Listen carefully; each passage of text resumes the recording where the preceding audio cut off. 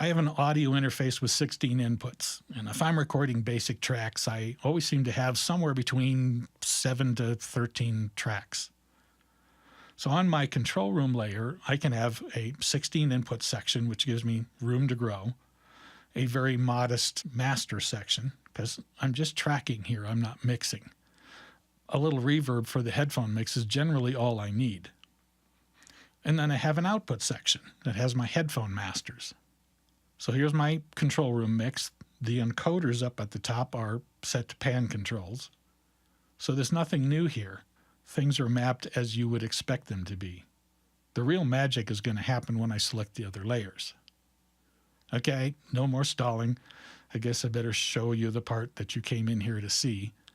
There are no camera tricks, no Photoshop. These are the real cue sends. I didn't just dress up auxes to look like cues. They're the very same cue controls that even the fader ports can't see. The channel button is my control room mix and master section. If I push number 1, I get cue mix 1. Reverb returns, effects returns to that cue mix, and buses 2 if I want them, and the master for the headphone output. Let's see a little more of this one, and this one. And I can make changes with the faders or the mouse, so it's replicating in both directions. No surprises. And changing from the cue mix now to the control room mix is smooth and predictable. Unless my old buttons don't work so well, but for the most part, this shows what's possible. So that's pretty cool, huh? Now, in the real world, I can't get away with one cue mix unless I'm doing overdubs. So my sessions tend to look a little more like this.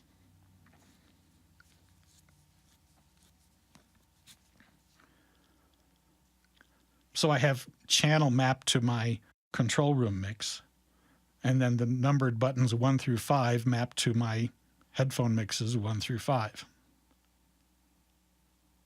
And the last button is mapped to my aux sends, because auxes look better on faders too.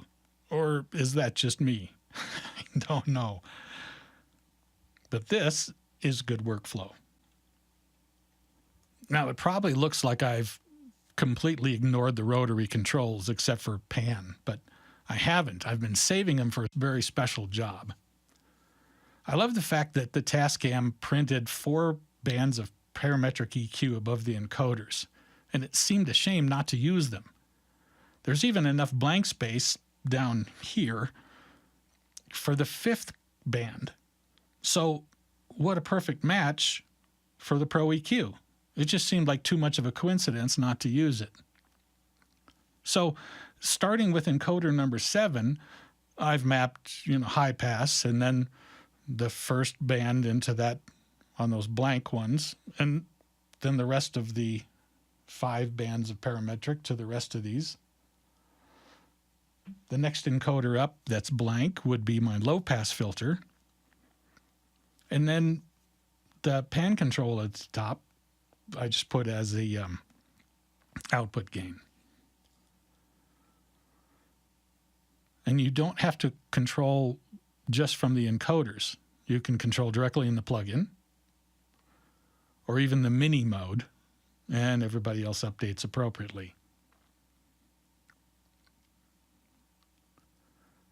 Also, if at any point you want the faders to control that plugin instead of the encoders, like maybe you want to run 3 or 4 parameters at once, just push pan and it will spill out onto the main faders. None of this is set in stone. It's all configurable. I could have made an 8-channel tracking template with more room for other functions there on the main layer, or I could have made a 24-channel tracking template as well.